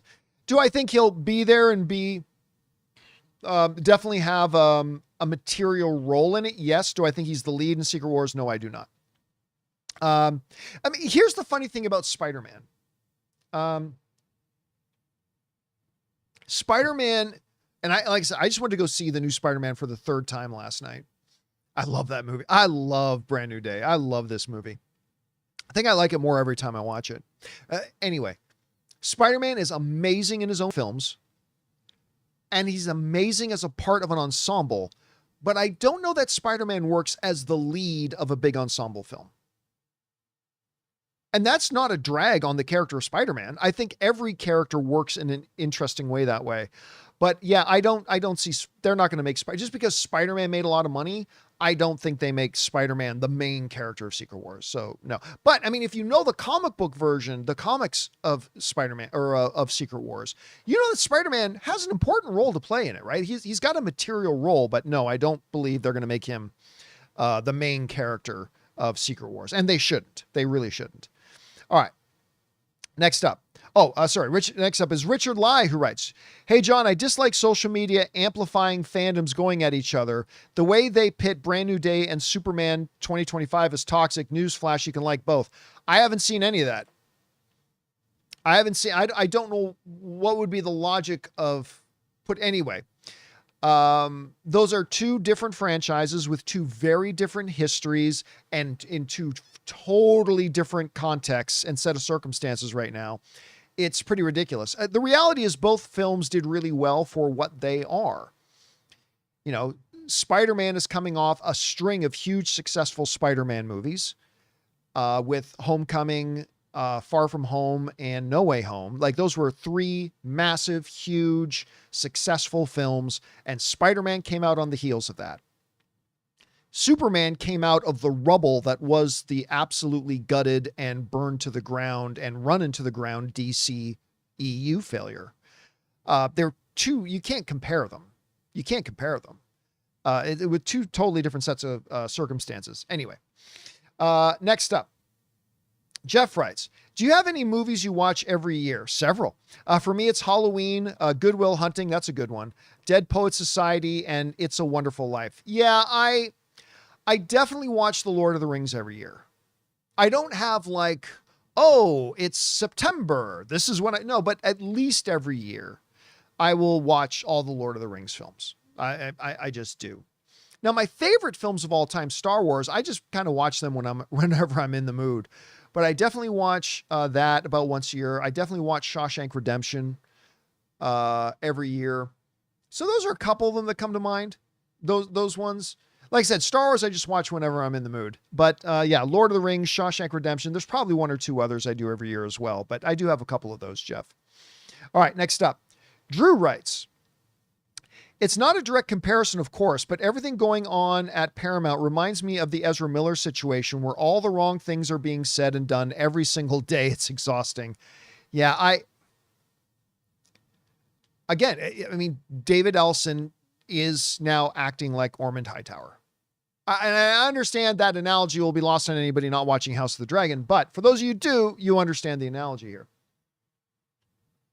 And he's definitely not acting like a guy who's confident they're going to win their court case. He's definitely not acting like that, because if you are, you just sit down, keep your mouth shut, and just count down the days till you can get to the trial and prove your case if you're so confident. But he's clearly not, and I think he feels the walls closing in. Again, oh God, I hate saying this. But it is true. I still think there is an avenue out. I still think there is a way for David Ellison to navigate this thing to the point where they end up getting Warner Brothers. They're going to have to cut a lot. They're going to have to make sacrifices, and they're going to have to walk away with something that isn't going to totally live up to what it was they wanted. But that's the nature of the beast, because apparently they are on the wrong side of the law here. They are on the wrong side of the Clayton Act. But I still think there's a way out, but acting like this is not the way to get there. It's not the way to get there. Anyway. All right. Thanks for that, Drew. Cassidy Kelly writes, hey, John, do you believe the reports that they're going to announce who Storm is at D23? No, I don't believe them all. By the way, just because I don't believe it doesn't mean it's not possible that it's true, right? I'm not sitting here telling you, oh, I've got a hotline to Kevin Feige and he told me they're not announcing. So it's possible, totally possible. But as just a random nobody movie fan, do I believe those rumors? No, I do not. I don't believe the rumors. Doesn't mean it won't happen. I'm just saying I don't believe the rumors. All right. Your writes, I saw Ice Cream Man. I haven't seen it yet, and I really want to. I saw Ice Cream Man, and oh my God, it was terrible. Oh no, my brother joined his second viewing just to watch my reaction. Don't bother. Oh no, now I kind of really want to see it. Now I really want to see it. Okay, if any of the rest of you in the live chat seen Ice Cream Man, somebody's saying it's dog water. Somebody's saying I heard it's bad. Okay, but who has seen it? That's too bad. I thought it looked really good. When I was at CinemaCon, they did a whole bunch of presentation stuff for it, and I thought it looked like it could be fun. But ooh, somebody's saying Jeremy said it was really bad. Okay, but now I really want to see it. Now I am dying to see this movie because everybody's saying it's so bad. Okay. Anyway, next up, Al writes, which June 2027 release is most likely to hit $1 billion? How to Train Your Dragon 2 remake, Beyond the Spider-Verse, or Shrek 5? I don't think How to Train Your Dragon 2, by the way, that first live action remake for How to Train Your Dragon 1, I thought was great. I thought the first 15 minutes were a little shaky, and I kind of like, this isn't it. This isn't going to work. And then I thought the rest of it just sang, and I ended up loving it. I'm not necessarily saying it's better than the animated one. I'm just saying I loved it. I had a great experience watching it, and I think the second one's going to be good. I think the second one's going to be really good. If I had to guess right now, I'm going to guess Shrek 5. Yeah. I mean, the popularity of Shrek is just crazy. Now, look, if all the trailers come out and they all look terrible, who knows? But out of the three of them, I think the best one will be the Spider-Verse film. Easily the best one will be the Spider-Verse film. No sweat. But if I had to guess which one had the chance of making the biggest box office, I'm going to guess it's probably Shrek 5. All right. Next up, Christopher Brickner writes, your opinion of David Ellison has fallen off a cliff in these last few months. I fully understand why though. Dude, listen, you know what really frustrates me? Where I really get frustrated, and maybe this is fair and maybe it's not fair, is when particularly it's these execs and people who I defended and then totally undermine the fact that I defended them for so long. Now, don't get me wrong. I've never been a flag wearing, totally on board for the Paramount Warner Brothers merger. Like I've never been that. I'm not going to be disingenuous, but you know, I've always tried to look on the bright side. Like, hey, listen, how many times have you heard me say where I'm like, hey guys, but listen, David Ellison, I think he's a true dyed-in-the-wool, honest to God, big movie fan. I think he just has dreams of making movies and blah, blah, blah. And I've tried to be positive about that. I haven't liked the idea of Paramount getting Warner Brothers, but I've tried to be like, okay, but if it does, it can work. Like maybe this can happen and this can happen. But man, it's so frustrating when you do that and then the person just proves you wrong.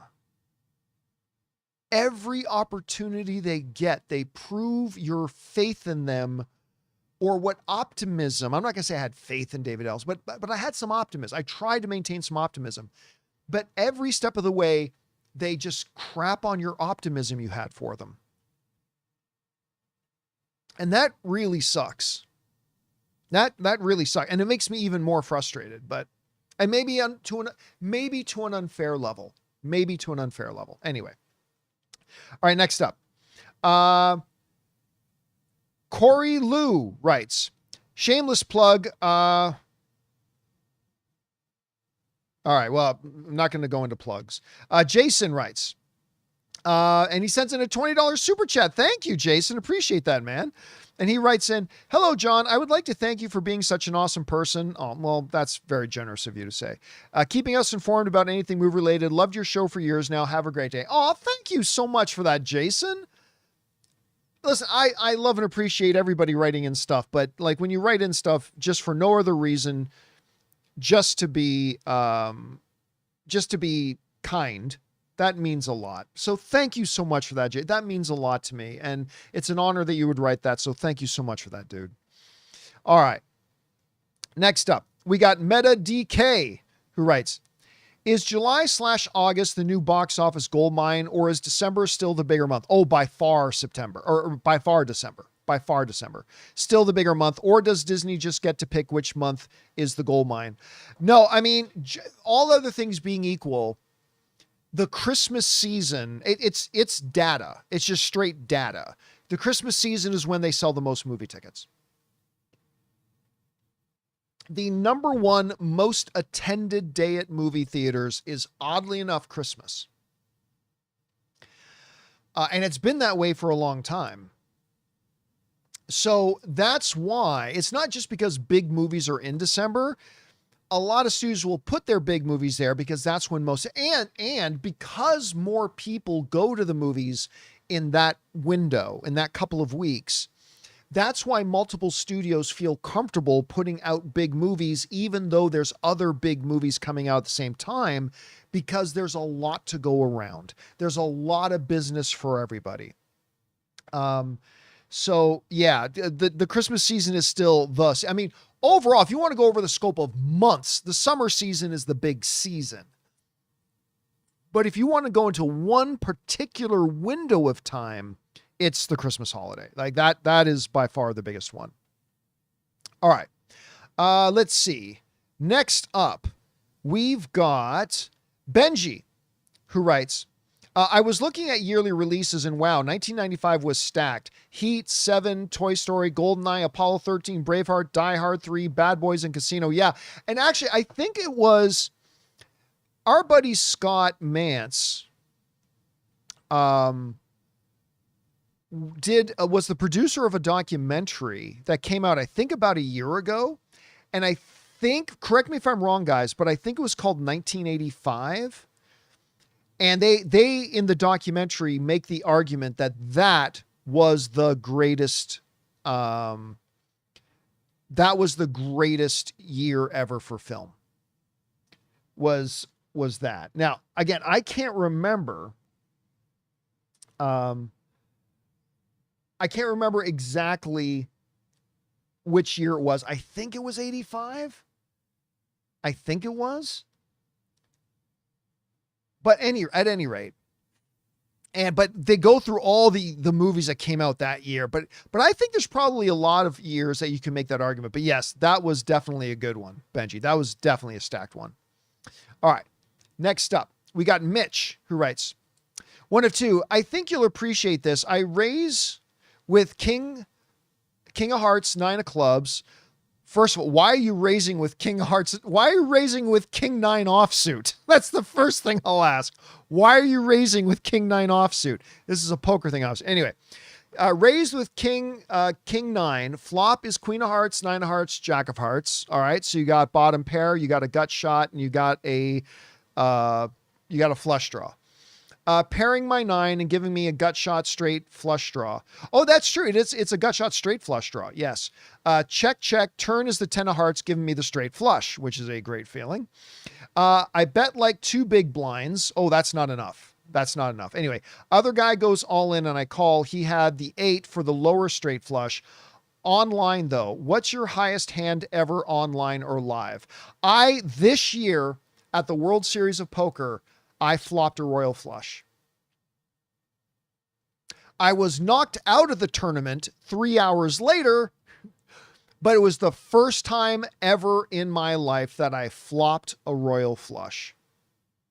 And it was a pure royal flush, like where both cards in my hand played. I had King 10 of spades, and I was the big blind, and it was only raised to 2 big blinds, so I only had to put in 1 more big blind. Called it, right? And the flop came Jack, Queen, Ace of spades. I could not believe my eyes. It was I had never had that happen to. I've hit royal flushes in online poker before. I have never had a royal flush live. And it was at this year's World Series of Poker that I hit my first ever royal flush. That is a real nice feeling. It's a real nice feeling. Anyway, thanks for sharing the story with me, Mitch. Appreciate that, man. And it's too bad because here's the thing. In a lot of casinos, if you're playing poker and it's not a tournament, they have something called a bad beat jackpot. Now, even if you're not a poker player, you might appreciate this. And the way a bad beat jackpot works is it basically says, if you lose with an insanely strong hand, you win a jackpot. So in one of the casinos I play in regularly, they have a jackpot where it's like, if you have aces full of jacks, like a full house, aces full of jacks, that is for those of you who don't know poker, that's an insanely strong hand. It's insanely strong. Like 10 times out of 10, you believe you're winning the hand if you have aces full of jacks. But at this particular casino, if you have aces full of jacks and somebody else beats you with quads or a straight flush, you lose the hand, but you win like a $10,000 jackpot. For losing, it's called the bad beat jackpot. A lot of casinos have a bad beat jackpot. If you're playing, it doesn't happen often, but if you do, you win this jackpot. So it's just too bad that happened online, Mitch, and not in a regular poker game. Anyway. All right, next up, Sam Fisher writes, John, did you see that Marvel finally announced a full-on Marvel Universe / Star Wars crossover line of comics to celebrate Star Wars 50th anniversary? I have not. I think that's a terrible idea. I think that's ridiculous. Yeah, I think that's a terrible idea. But I have not seen that. I'm definitely going to go and see if I can look that up, but I think that means terrible. Maybe they have a great idea. I'll have to go and actually read the report before. I shouldn't sit here and form an opinion when I haven't read the details. So I'll put that off for now, but yeah, it doesn't sound like a good idea. Anyway, Cameron Barnett writes, yesterday you said that there are multiple green, Latverian witches / follower. Are there multiple purple and orange witches? I'm not answering any of those questions. I'm not answering anything like that. Chris O writes, hey, John, I know it depends on the script / director, but I want to know your opinion of Lee Pace as Magneto. I thought the presence he brings was wasted. Lee Pace never played Magneto. Unless it was in an animated thing.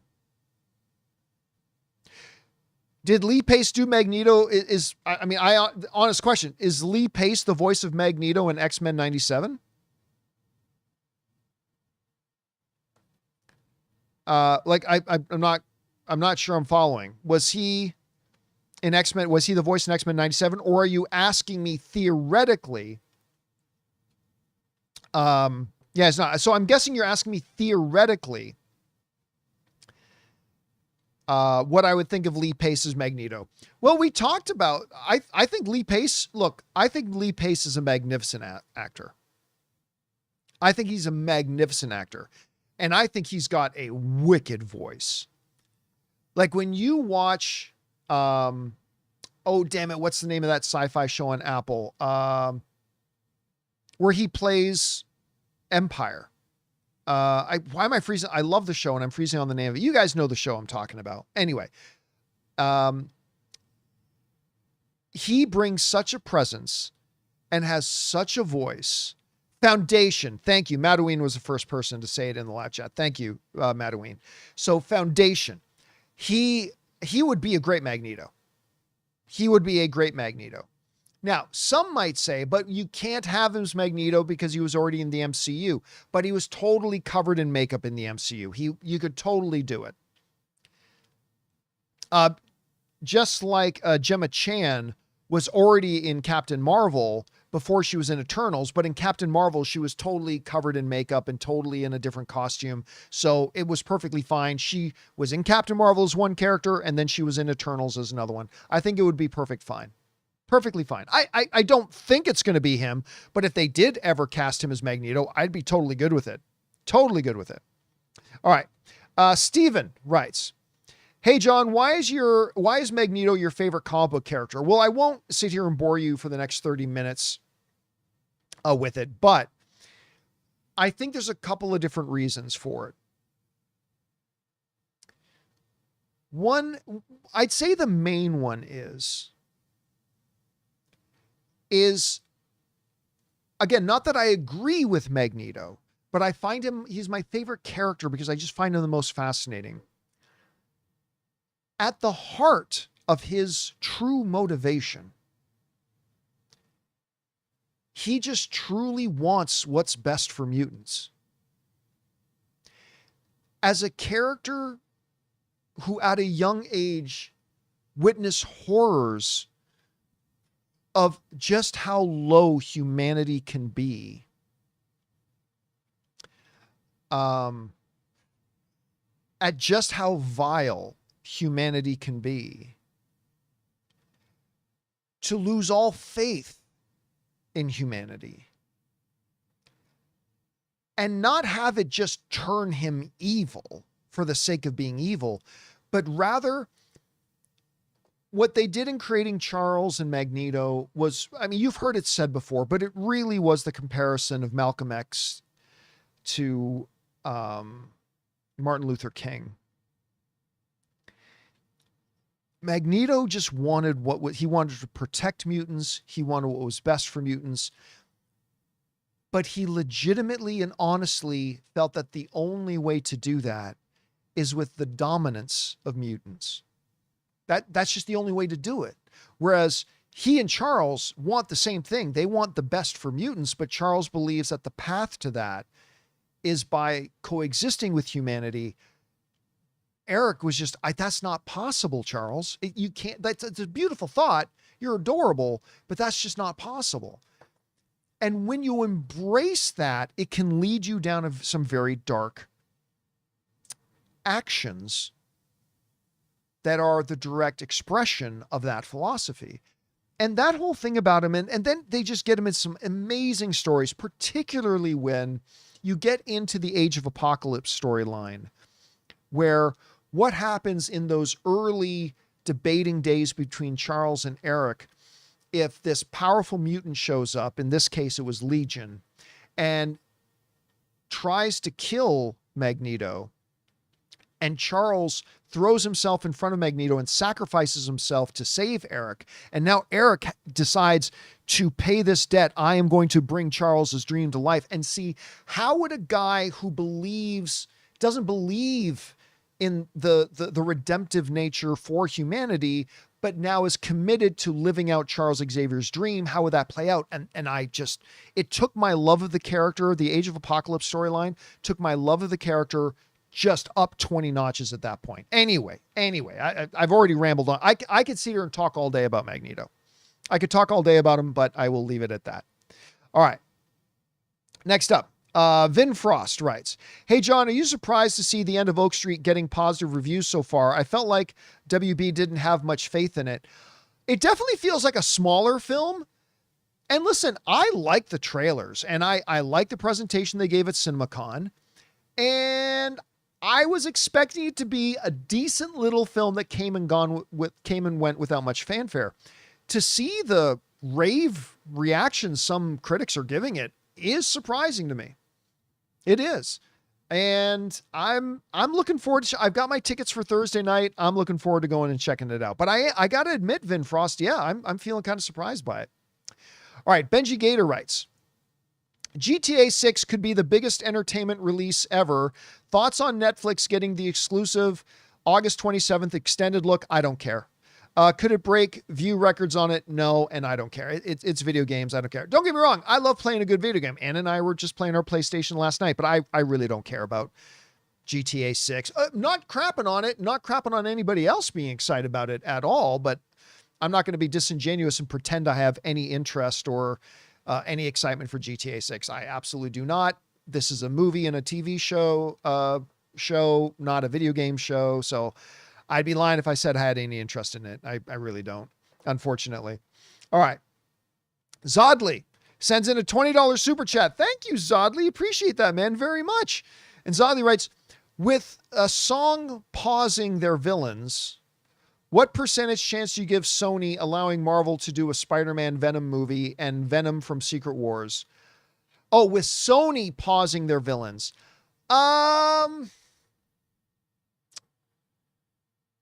It all depends if Sony has, remember, Sony is partners with Marvel. It's not like Sony are just lending characters to Marvel. Sony are the distributors of the Spider-Man films. It's their movies. Like, I know it feels weird to say because it's in the MCU, but Spider-Man Brand New Day, it's a Sony movie. It is, but it is literally a Sony movie. So it depends on if they have a movie and an idea and a script idea that Marvel is pitching or whatever, and Sony thinks, yeah, our villain would go well in that movie, and they'll do what's right for them. And by the way, I don't think this pausing is going to last terribly long. I don't think it's going to last terribly long. I think we are going to see more. I think we're going to see Sony do more of these movies. I do. Hopefully, after taking a breath, realizing the direction they were going in was pointless, you can make great standalone movies out of Spider-Verse characters without Spider-Man. The first Venom movie proved that. Like, it's been proven. It's proved. It's got a case study for it. But then you can't just go on and make crap like Morbius and Kraven and Madam Web and all that garbage. Like, so I do think they'll do more of it. I think they will do more eventually. All right. And no, I don't think we'll see. They've done enough Venom. I don't think we're going to see Venom in the MCU. I don't think so. Could be wrong. Could totally be wrong. I'm just guessing. You're asking me off the top of my head, and off the top of my head, I'll say I don't think they will, but we could change our minds. All right. Thanks for that, Zodling. And thank you so much for supporting us on that level, man. I really appreciate that, dude. All right. Mark Sip writes, I've been enjoying your recent back and forth with Dan Murrell. Any plans to have him as a guest on the show sometime? I absolutely plan on getting Dan on. You know what's funny? Dan and I actually, it was about a year ago.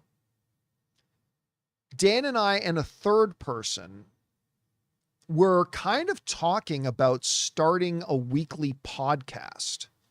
Like, not a YouTube show, like just we had some quick emails back and forth. We were kind of discussing the possibilities of doing a weekly podcast together. Now, it's my fault that kind of fell off to the side because a lot of things were going on, but it was my fault, totally my fault that kind of got derailed a little bit. But yeah, Dan and I were actually talking, we're having some titter tats back and forth about maybe starting a podcast.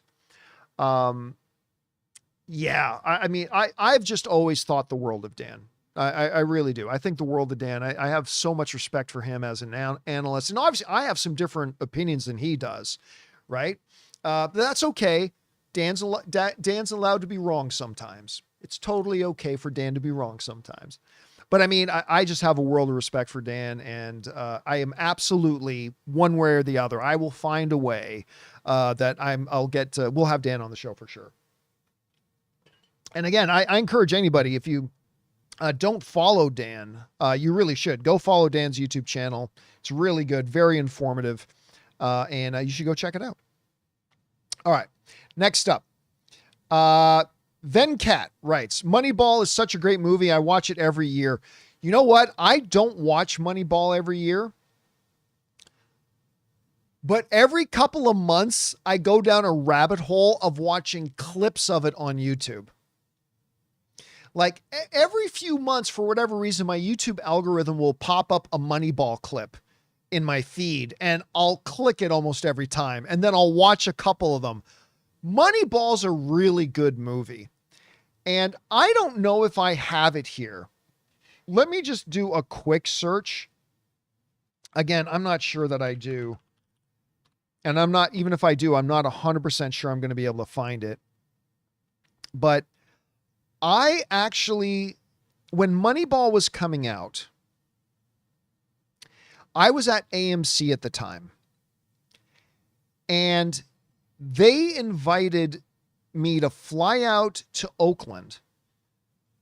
Like we actually went to Oakland and we went to the baseball. They had this press day for Moneyball in the actual Oakland A's baseball stadium. And we went there, and right now I'm just going through my album here. I'm not sure I've got the picture of it in here, but this is the first time I met Brad Pitt. It was the first time I ever had a chance to meet Pitt. And he was great. He was absolutely great. And that movie was so much better than it had any business being. I mean, when you really think about it, what's Money Pit? It's a movie about this guy who figured out a new way of figuring out payroll in baseball. I mean, ultimately, that's an oversimplification, but ultimately, when you break it down, that's what Money Pit, I keep saying Money Pit, Moneyball. I keep saying Money Pit. That's what Moneyball at the end of the day is.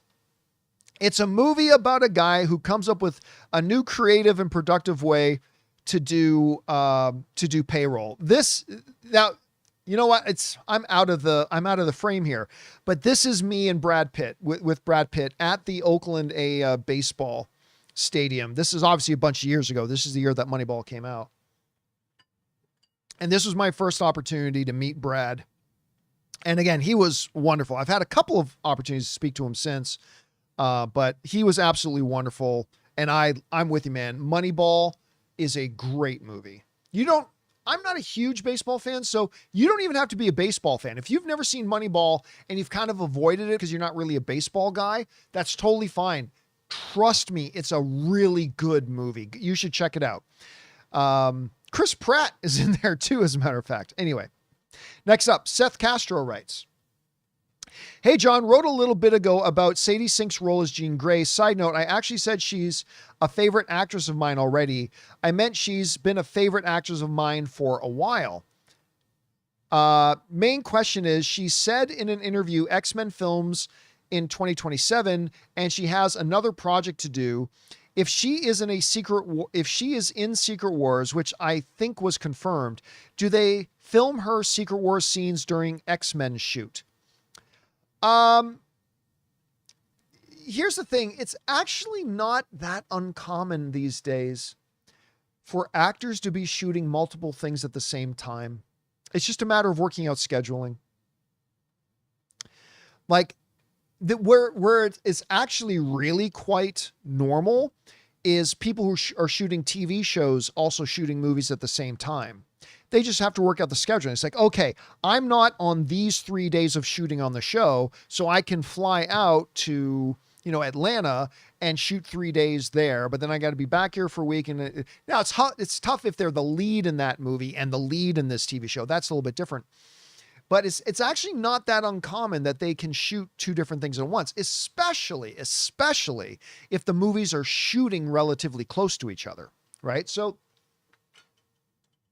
if they're shooting Secret Wars while they're shooting X-Men, she can literally just go back and forth between sound stages. It's really not going to be that big of a deal. So they could figure out a way to do that.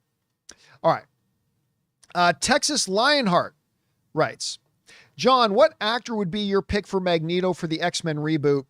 X actor and X role, man. X actor and X role. Don't care.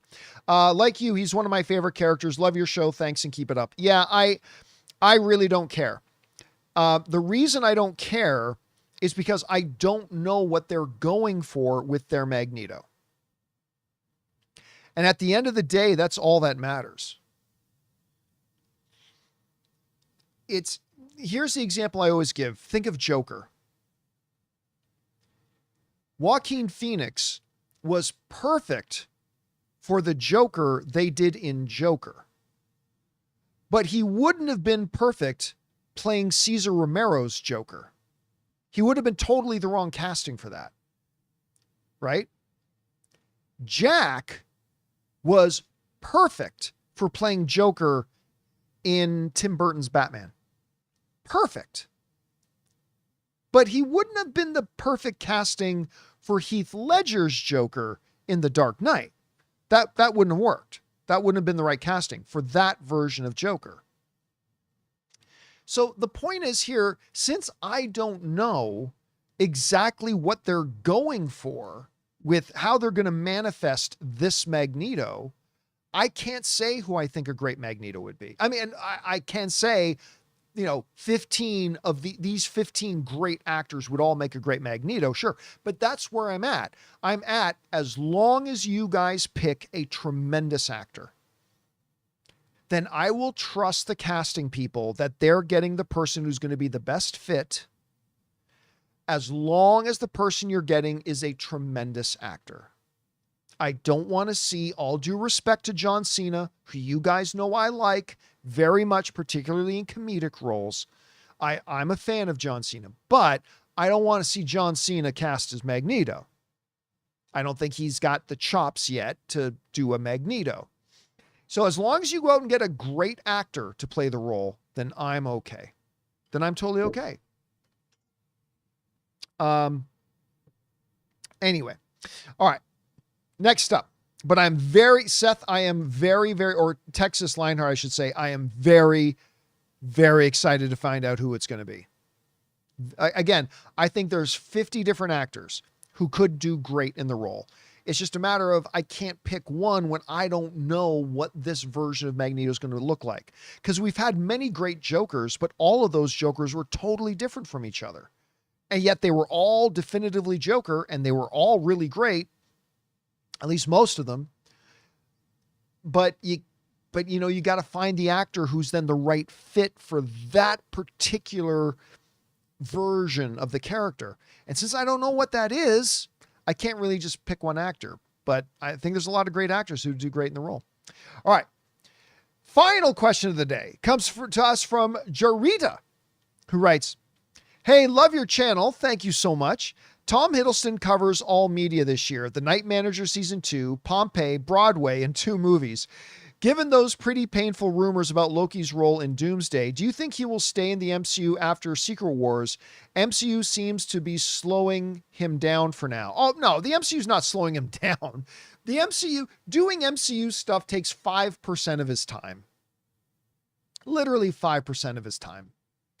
And obviously, you just made the point that it is not slowing him down, because while he did do Doomsday, he was able to do Night Manager, Pompeii, Broadway, and another movie and more. It's clearly not slowing him down at all. Do I think Tom Hiddleston is done in the MCU? I don't. Every time something happens to Loki and we say, oh, well, now Tom Hiddleston, well, nope, he just keeps coming back. So no, I will never, to answer your question, Jarita, I don't think he's ever done. I don't think he is ever done. I think he will be around and still playing Loki. Even if he's not in the next 4 or 5 years, I'll always believe he's going to be back at some point. So yeah, I think he'll be back at some point. And all right, guys, that will do it for today's installment of the John Campea Show. Thank you so much for being here and making our little show part of your day. Big special thank you to the thousands of you guys who are still here in the live chat and who have been here in the live chat throughout the whole show. It's been a lot of fun getting your input on the live chat, watching you talk amongst each other and stuff like that. It's always great to have you here. Thank you so much for that. Also, big thank you to those of you who sent in the super chats. Number one, because you gave us great fun things to talk about, but you also, supported this channel as you did it, and all of us involved with the show. Thank you guys so very much for your support. Hey guys, don't forget to come on back and join us again tomorrow, where it's Wednesdays are always great. It's a full house because we get to have not only Robert Meyer Burnett, but we also have Sean Chandler on the channel with us. So I'm looking forward to that. Hopefully you guys will come back and join us as well. That'll do it for me for now, guys. Thank you so much for being here. My name is John Campea, and until next time, my friends, bye-bye.